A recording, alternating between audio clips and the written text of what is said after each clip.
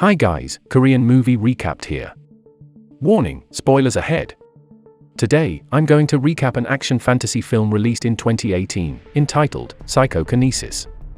This movie tells about a man who suddenly gets a superpower that makes him able to control objects with his mind. One day, a tragedy happens to his daughter. Will his newly acquired power be able to help him save his daughter? Let's find out together. The story begins with a girl named Rumi and her mother selling fried chicken in their small restaurant located in a shopping complex. Their fried chicken is quite famous, so they often get interviewed for TV programs. She always tells how hard she and her mom struggled after her father left them years ago. They keep trying to develop the recipe until finally they succeed. One night, while Rumi is sleeping in her restaurant, a group of people come and bang her door. Realizing it, Rumi immediately wakes up and calls her neighbor. It looks like they are construction workers tasked to evict tenants of the shopping complex. The workers force their way in by breaking the window and force Rumi out of her shop. Shortly after, her mother comes in a van. Seeing her daughter overwhelmed, she tries to help her. However, there are too many workers. So she goes back to the van and tries to run them with her van. However, it doesn't work. She hits a pole and is forced out by those workers. They pull her out roughly until she accidentally gets thrown with her head hitting the pavement first. Knowing her mother is unconscious, Rumi frantically rushes to check her. The atmosphere becomes so quiet, only Rumi screams and the small murmurs of the workers can be heard. Not long after that, the neighbors come to help them. They take Rumi's mother to the hospital and wait anxiously outside the operation room. Unfortunately, the doctor can't help her and she passes away. At the same time, a meteor is falling from the sky somewhere nearby. The meteor seems to contain an unknown substance that seeps through the ground and contaminates a nearby spring. Coincidentally, the next morning, a man named Han is jogging on the mountain track. He drinks the water from the spring and tastes something weird in it. He tries to warn the other exhausted jogger, but all they care about is to get some drink. So he ignores the weird water and continues his day. After finishing his morning routine, he goes to the bank where he works as security. He constantly complains to his co-worker that he got a stomachache after drinking water from the spring. After his shift is done, he walks back home with his stomach still feeling weird. Han decides to drink soju first at a nearby shop to wash down his stomachache. He drinks until night alone, when suddenly he groans in pain. His hands grip tightly as he can't hold back the pain. Without realizing it, the plastic cup in front of his hand is crushed along with the movement of his hand. When he lets go of his grip, the things around him get knocked away. After all that X-Men shit, he passes out due to the sheer amount of soju he drank. Looking at the mess Han made, the shop owner wakes him up and shoo him away. Arriving at his messy home, Han immediately lays on his bed and takes out a cigarette. He tries to take the lighter on his right. Suddenly, the lighter is pulled into his hand. He immediately sits up in surprise, wondering what just happened. But he shrugs it off as he thinks that he is still drunk. His attention is distracted by a phone call from an unknown number. It turns out that Han is the long-separated father of Rumi. She calls him to tell that her mother, his ex-wife, has passed away. At the funeral home, the mourners express their condolences to Rumi. Han arrives there and walks past Rumi as he doesn't recognize his now adult daughter. But after a few steps, he turns back and recognizes the familiar face of his daughter. They have a talk for the first time in years. The atmosphere is still awkward between them. He asks Rumi what happened to her mother, but she is hesitant to answer. She seems to haven't forgiven him for leaving them back when she was still a child. Rumi only calls him because she accidentally found his number on her mother's phone. Suddenly a noise is heard from the entrance of the funeral home. It turns out that the thugs come with their boss called CEO Mean. He is the source of Rumi and her shopping complex neighbor's problem. He comes to give her settlement money for her mother's incident. But of course, Rumi refuses and casts them away. She will only settle this matter in court. Things get heated for a while, but not long after, a man named Kim comes to calm the situation down. After the thugs leave, Kim greets Han and asks if he is Rumi's father. He introduces himself as Rumi's lawyer and gives him a business card. Afterwards, Kim brings Han to visit the shopping complex and explains the situation to him. Kim says that this area will be redeveloped into a large-scale duty-free shopping center for Chinese tourists. Thailand Construction, led by CEO Min, won the project. Therefore, they plan to evict the area. The tenant in the area demand compensation. However, Thailand Construction doesn't want to give such compensation. Because of that, CEO Min's men force them all out. Then, Kim shows him Rumi's shop where she was selling fried chicken with her mother, who worked hard to develop their shop into the best fried chicken in town. Suddenly, Han interrupts the conversation and immediately asks Kim's intention. Whether he does this because he believes that they can win the case, or just because he likes Rumi. Which Kim immediately denies. He tells Kim to walk away if he is not sure, because this case will only bring hardship to his daughter.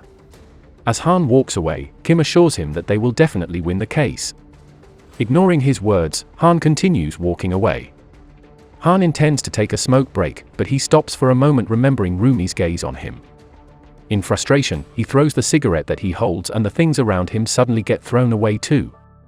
He remembers the same incident when he was about to pick up the lighter. He immediately goes home and tries to do it again, and it works. Even the other things in his room are lifted and floated. After that, he visits his workplace to ask his friend.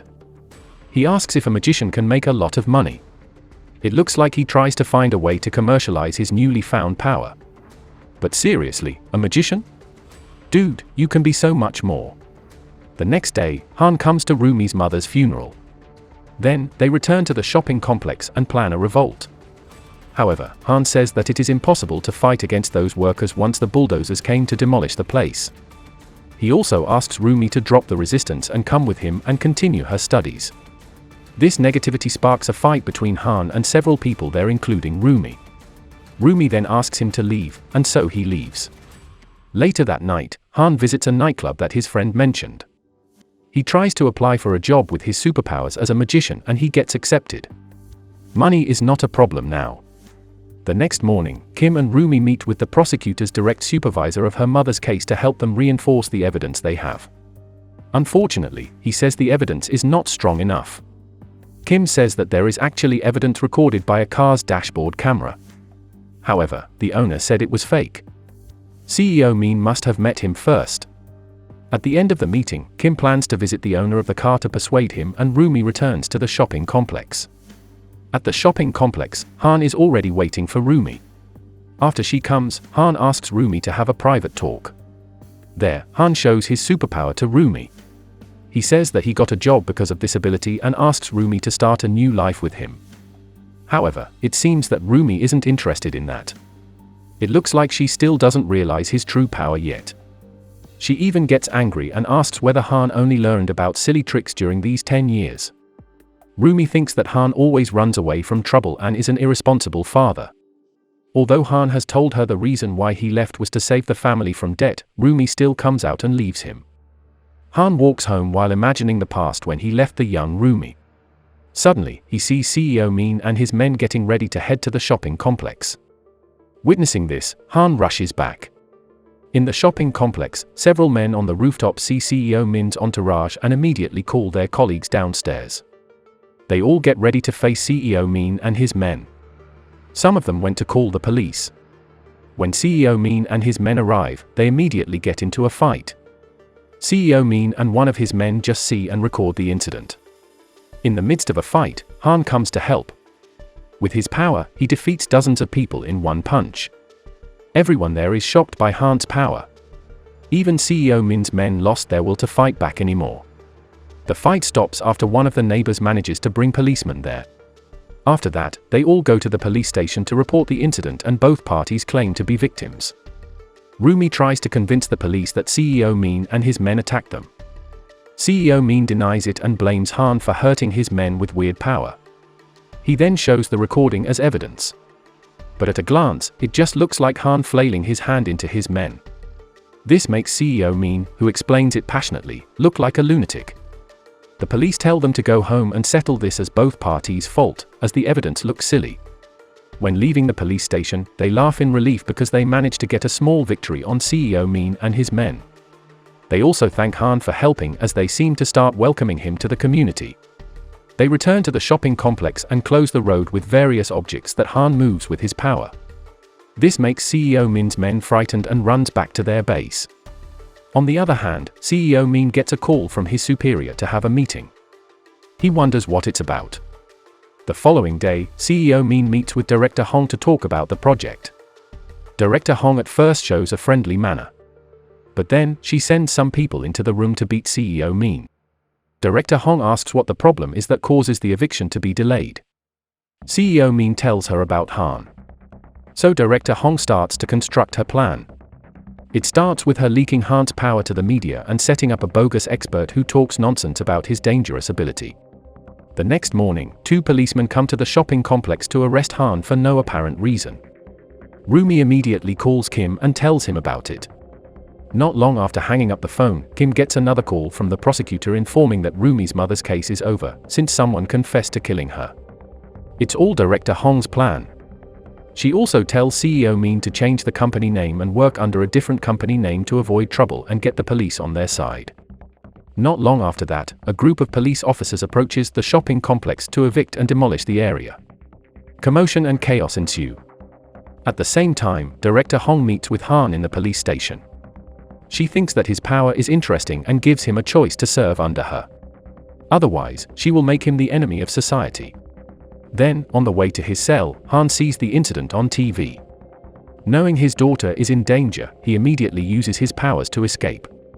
He meets Director Hong at the parking lot to give his answer, then heads to the shopping complex. Kim is also there to help Rumi and the others escape from being caught. There, Han immediately beats the police who try to chase them. In the midst of the commotion, Rumi falls from the top of the building. Han quickly dives down to save his daughter and succeeds. He then hands Rumi to her neighbors on top of the building and tells them to look after her. Rumi is so sad and emotional knowing that her father will leave her again. Han then gets down and turns himself into the police. 4 years later, he gets out of prison and is picked up by Kim. In the car, he tells him that he is going to marry Rumi, which Han already guessed from the start anyway. They visit the shopping complex area that now has become a flat, empty area. It turns out the redevelopment project was a failure due to various things, so the eviction turns out to be for nothing. The story ends with Han reuniting again with her daughter at her new fried chicken restaurant. Things seem going to be okay as he works there serving drinks with his power. The end. Parents will be parents, no matter what happens. Do you think Han has utilized his power as best as he can? Let us know what you think in the comment below. Thank you for watching, and as always, see you next time.